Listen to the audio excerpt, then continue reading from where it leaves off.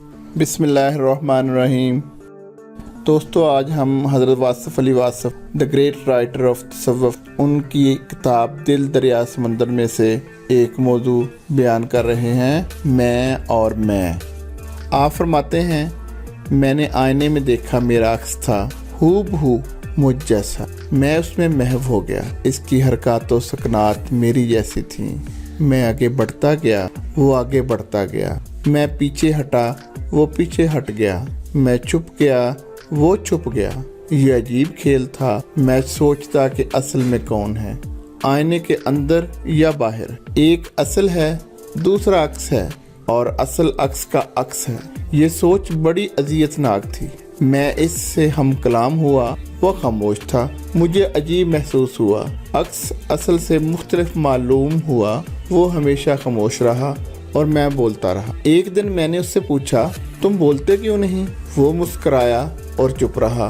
कमरे में सन्नाटा था। मैंने फिर सवाल किया, तुम बोलते क्यों नहीं? उसने कहा, मैं बोलूँगा तो तुम बर्दाश्त ना कर सकोगे। बस इतना सुनकर हैबत तारी हो गई, कपकपी तारी हो गई और फिर मालूम नहीं क्या हुआ। ना मालूम मैं आईने में समा गया या वो आईने से बाहर निकल आया। बहरहाल बर्दाश्त से बाहर था।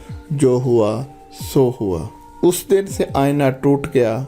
आईने की ज़रूरत भी नहीं थी। वो और मैं साथ साथ थे।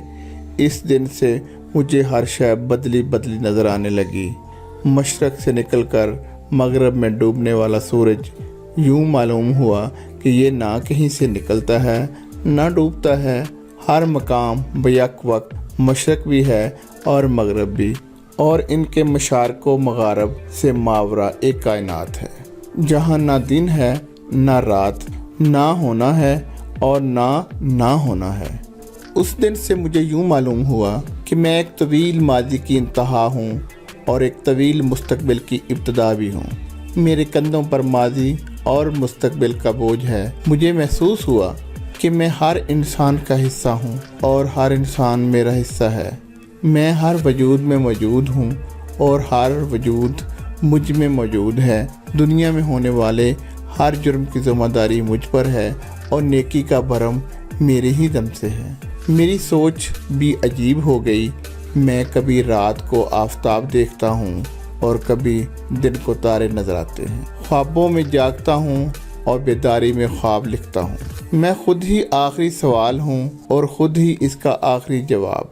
मेरे लिए हर हासिल महरूमी है और हर महरूमी हासिल। अब मैं जानता हूँ कि खुशी गम देने के लिए आती है और गम खुशी का पेशकदम है।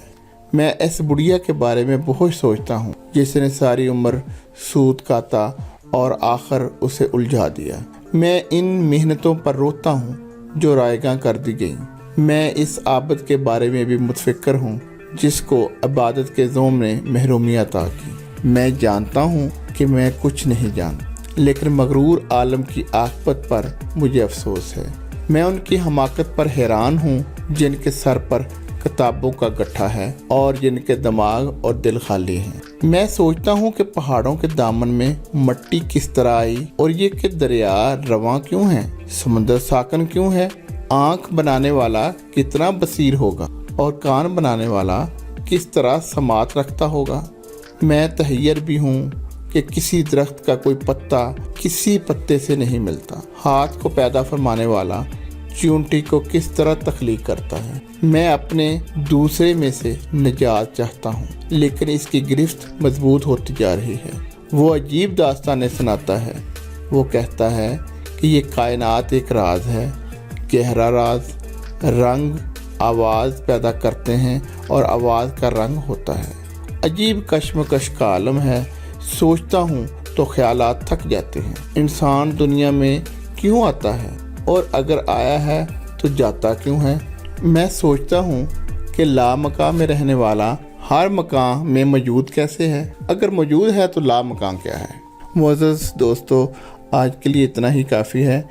इंशाअल्लाह कल इधर से ही दोबारा शुरू करेंगे। तब तक के लिए खुदा हाफिज़।